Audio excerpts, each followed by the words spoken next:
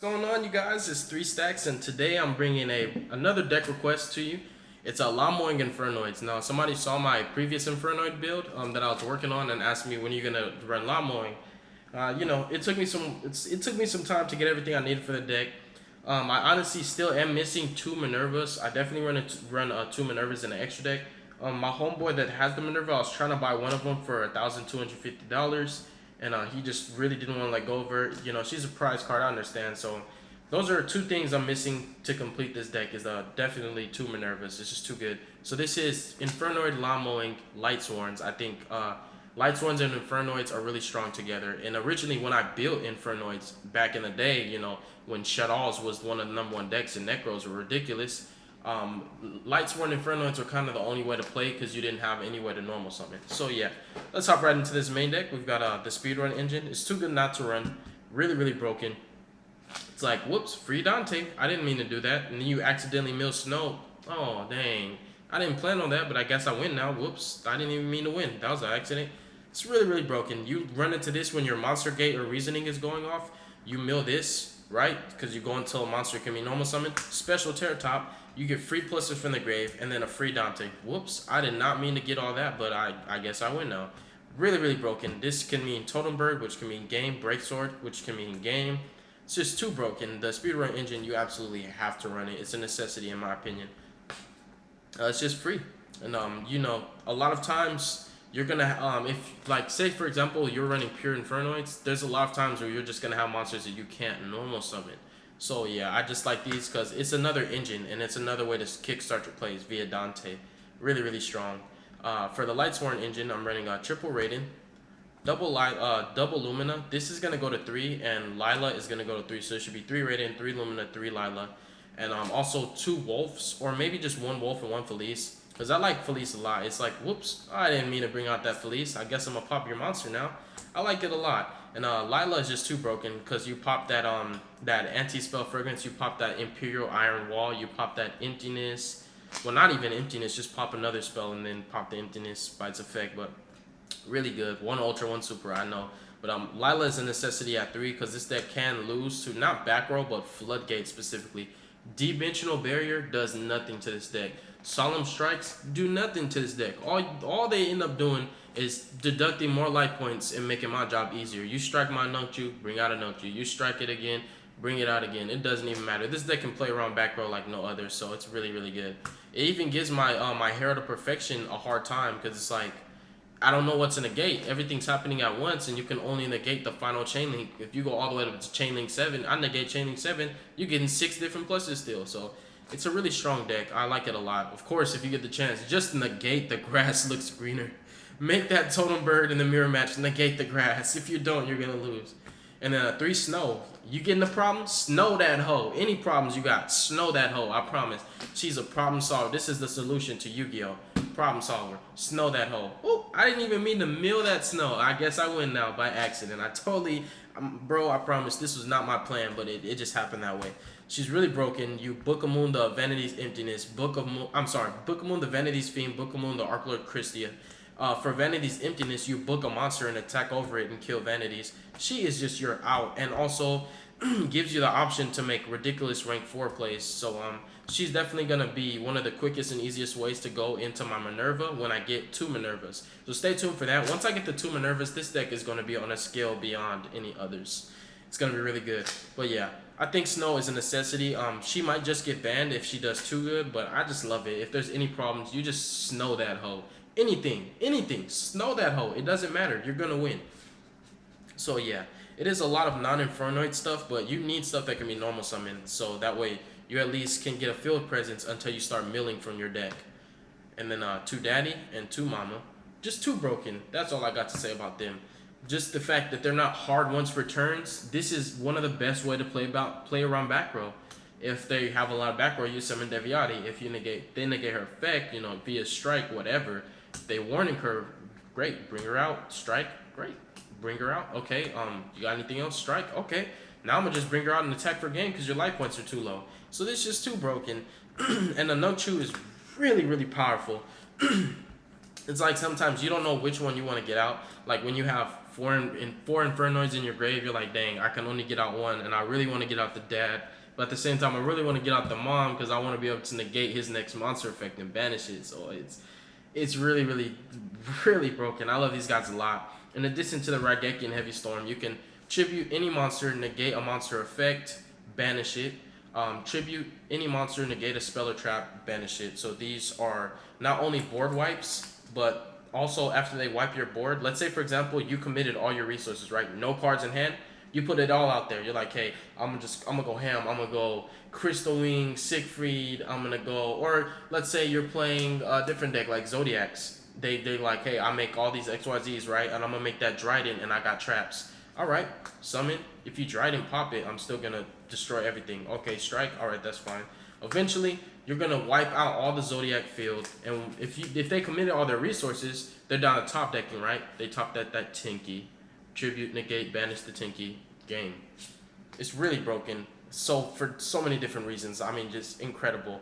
The board wipe is so incredibly powerful because when people are down to top decking, whatever they top deck, you can answer to it, and then they're left wide open for you to just poke for game. So yeah, mommy and daddy, incredible. And then triple Decatron because he's just the best. He really is that good. He's any Infernoid you need him to be. And with the Void Madness, if you summon Infernoid Jet and Decatron, two Decatrons, you have two options. You can either use both the Decatrons, send mom and dad, and then you can have negates on board. Or you can not use Decatron's effect, which is an option, Synchro for 7, then Synchro for Crystal Wing. So it's something that comes up. Oh yeah, I do have to remind you guys, I don't have an Infernoid Jet right now. That's something that's missing. So I'm missing 3 monsters. Two of the Minerva and 1 Infernoid Jet. Infernoid Jet is too good because it's a level 6 and Madness. That's why. So yeah, 3 Decatron because he can be your out. He can be your ridiculous synchro play. He's just too strong. And 3 Patrouilla because this guy is your out too. Like Emptiness, for example. Like when you're under Emptiness, you just normal summon Decatron, send this, and then pop another and pop the Emptiness. When you're under Imperial Iron Wall, you summon Decatron, send this guy, and then pop the Iron Wall. When they're playing Floodgates like Anti-Spell Fragrance, because this deck runs a lot of spells, pop it. So I think Patrouilla is just too strong. And being a level 4, you just Decatron, level 5, and then pipe it up, pop them. Then make a level 8 Synchro. Really, really broken. I like Harmonic because he kills boss monsters as well. It's just really, really clutch. Like, you could play the bait game too if you summon Harmonic. Let's say you're gonna ready to pop. What's a good boss monster?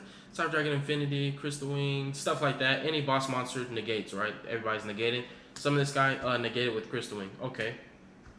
Summon this guy. Pop him. Oh, okay. Negate again. I'll just summon a Noctu then, because those are all baits anyways. So either way, this is really, really incredible. And this guy definitely can pop boss monsters. It's not hard once return, so say you summon him, negate, okay. Summon him, pop it anyways. Really, really broken. This one little level 3 can just kill a monster that costed way more cards than it cost to make him. So it really can't just drain their resources. I think he's too strong. Nobody wants to take the pipe, that's why nobody wants to go to jail. So you guys, make sure you don't break the law and you'll never have to deal with Harmonic. Double Antra, I like him a lot because he bounces. Now these guys pop, and this guy is good because stuff that you don't want to hit the grave. Mithrilium should always be bounced, never popped. You have to. And he works good because it's face-up card, so it could be spell or trap, monster, whatever. So I like him a lot. And Permeus, because when you snow that hoe, right? Snow that hoe. It's face down. You can use Permeus to shuffle that face down monster into the deck. So Snow Permeus is a broken combo. Of course, he can shuffle any back row without it being chained. But Snow and this outs any monster that can be destroyed. Now you can just shuffle it anyways. So yeah, this deck has like all the outs, every single out that exists in the game of Yu-Gi-Oh. Double Satamis and 1 Atando. Banish, attack twice. This doesn't target, so he just banishes 1 card on the field. Really, really broken. The only thing that's missing from this lineup is Infernoid Jet. Honestly, because he's just a level 6 for your Void Madness plays. Spells, this should be no surprise. 3 Left Arm Offering. 3 of that grass looks greener because this is lawn mowing and it's too broken. Way too broken. Double Desires. I wish I had room for 3, but there's nothing I would take out for a 3rd Desire, so I just decided to stick with 2. It's good in this deck, but it's not a necessity. You decked in so much that you actually do have the chance of decking out with Pot of Desires. So yeah, it's good.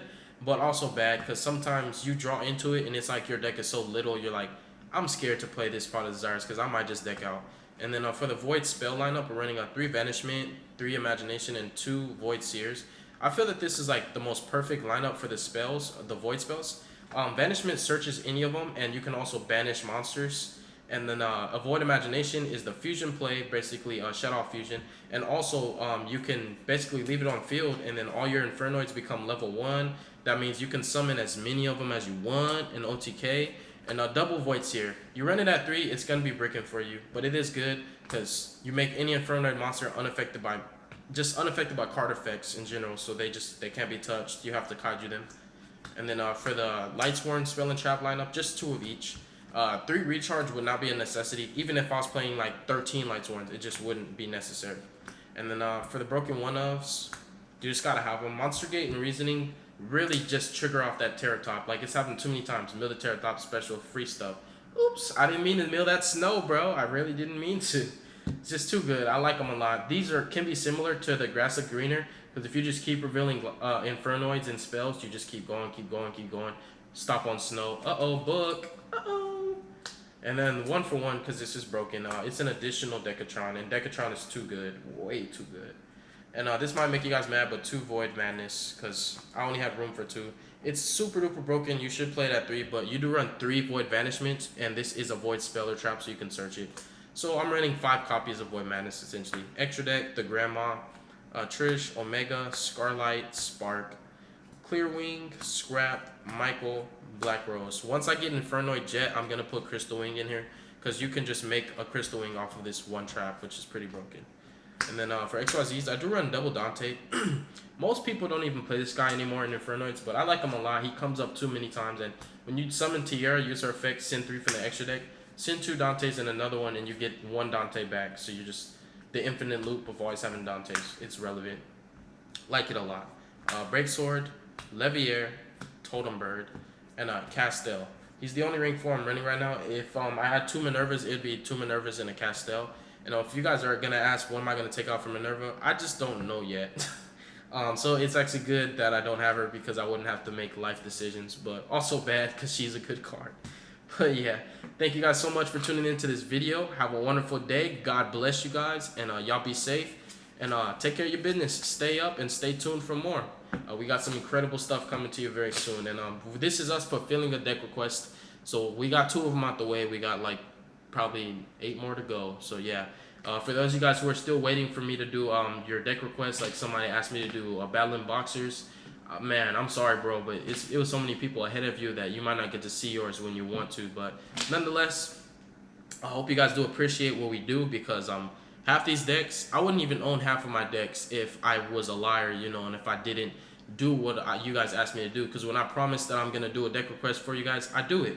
And half the decks I own, people actually asked to see that deck, and I ended up buying that deck. And now it's like, you know, sometimes I'm mad because I'm like, man, it feels like a waste of money. But at the same time, it makes you guys happy. And that's the overall end goal, is to make sure that our subscribers and our supporters, that they're satisfied, because we do this for you guys. I mean, it's fun to do this, but honestly, we could be out getting money. We could be out taking care of other business.